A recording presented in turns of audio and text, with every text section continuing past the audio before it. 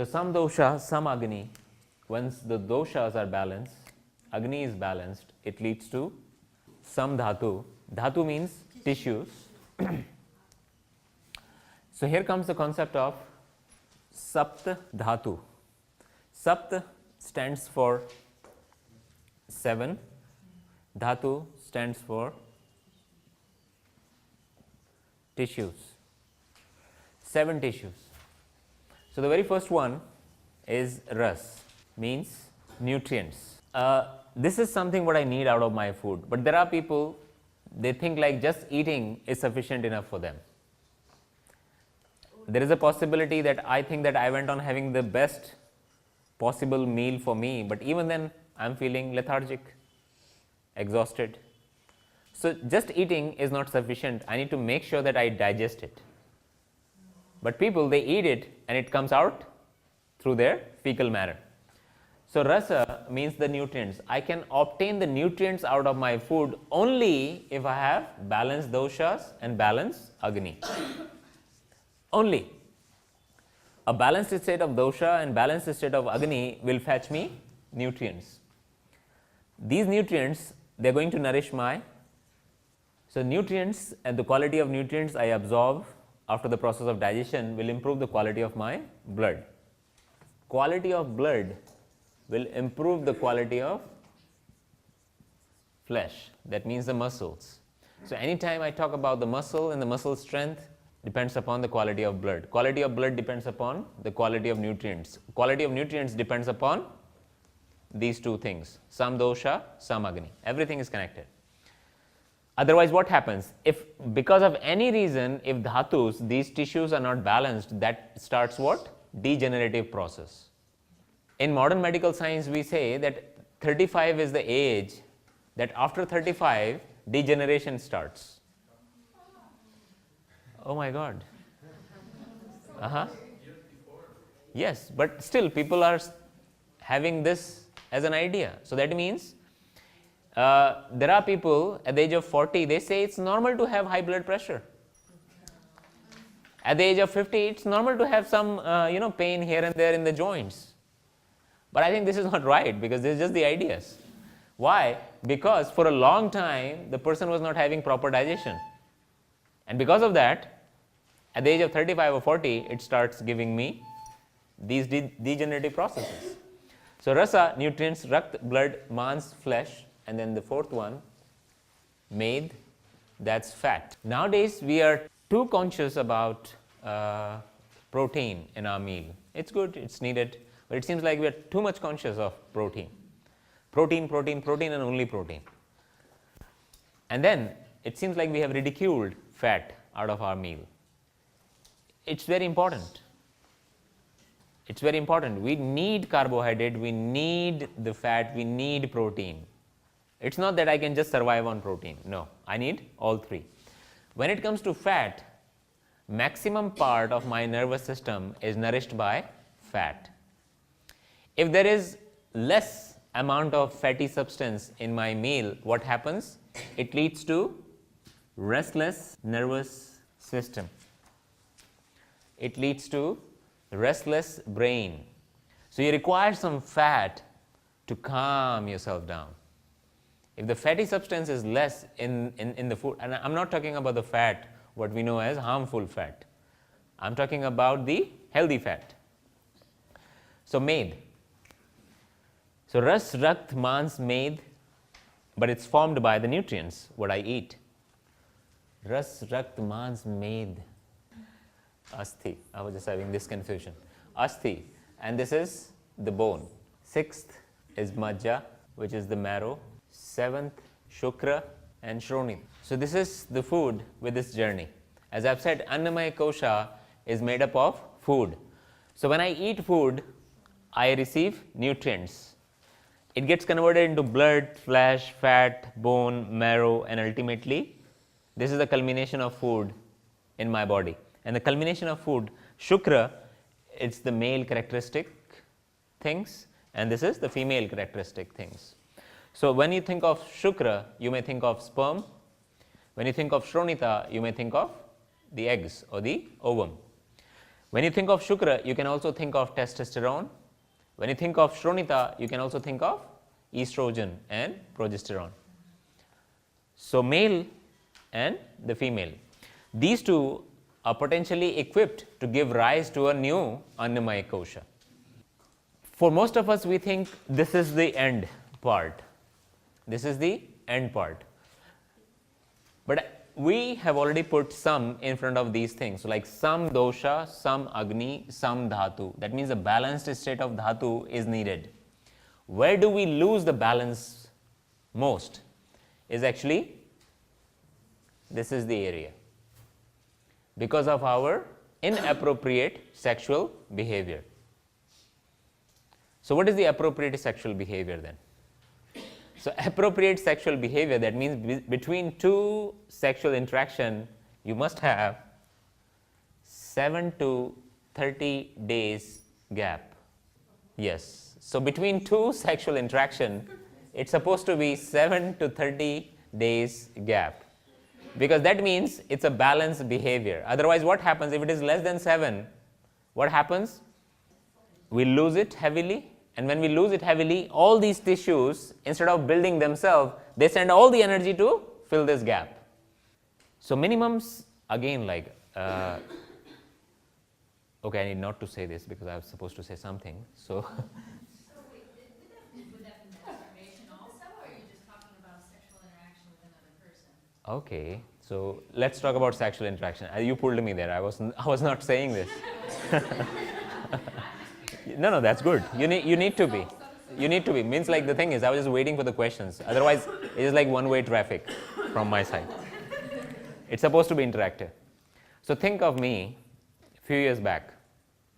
Not anymore, huh? So with my bike, I usually go fast with my bike. But if a girl is going in front of me, it seems like my bike is not going fast. Because it seems like I just want to hold my bike and I just goes. This is also a sexual interaction. We, not only does the sexual interaction physically, but with eyes, with our body language. And it seems like some of the people, they're just sexually oriented most of the time. So I'm talking about this, that we lose this heavily, sometimes just with the fantasies. So there is a possibility that I haven't had sexual interaction with anyone for last 2 years, but you know, the fantasies are there all the time in my mind. On top, because it seems like this is only the sexual interaction. Now think of it, that you just walk down the town and you see a ring somewhere in the showroom and you want to buy it. Until unless you're not buying it, you're losing energy. Anytime you get attracted towards anything, if you want to buy a car, if you want to own a house, if you want to have a designation, until unless you're constantly involved, you're constantly discharging your energy towards that thing, and that is also a sexual interaction. So many ways I'm interacting sexually. Yes. So desire. A desire. Yes. It's discharging me all the time. And I feel less. But the thing is, if you can stay concentrated, like anytime we talk about dharana, dhyana and samadhi means concentration. Concentration of what? Physically, I would say concentration of the fluid. But mentally, the concentration of the ideas. That means the same energy you're going to convert into Shakti, the same energy you're going to convert into intelligence, the same energy you're going to convert into wealth is the same energy. Or you can give rise to a Annamaya kosha, you can give birth to a baby. It's the same energy. It depends upon you how you want to use it. Okay, now the thing is, once the balance is maintained, people says like this is the culmination and the body is producing this on a regular basis. So if you use it on a regular basis, nothing wrong in it. This is what modern medical science says. There is a production of this on a constant basis, so you may use it. Just because they don't know what happens to this afterwards. Because pranamaya kosha is missing there in modern medical science. So what happens that if you maintain the balance of this for minimum 7 days, this converts further. As I've said, this converts into this converts into this converts into this. There is a conversion. So what happens to this? If it stays balanced in the body, further conversion, transformation of this happens into ojas. So that means after Shukra and Shronita, what happens? The person experiences ojas after 7 days. So the balance of 7 days gives me ojas. In English, I would say the very close one to ojas is immunity. Many things, like you require not just the physical immunity, but you also require the mental one. That means this is the start of cohesiveness. This is the start of cohesiveness. I would say it differently. So innermost core again, 1, 2, 3, 4, 5. Now in this case, it seems like this is the physical body and these are the 7 tissues required for me to maintain the physical body. What is this ojas? I would say surplus of physical body. It's like your savings. Like you earn 2000 rupees a month and then every month you save what? 500 rupees. So surplus, that means the saving helps what? If you have surplus at the physical level, this helps your pranamaya kosha energy body, and that is ojas. Here comes a time that you have surplus not only here, but you also have surplus here. Once you have surplus here, it helps your mind, and when it starts helping your mind, that means the ojas is converting into tejas. What is tejas? Tejas means your ability to discern. Your ability to discern. But what do we need to discern? Ability to discern things out of abstract.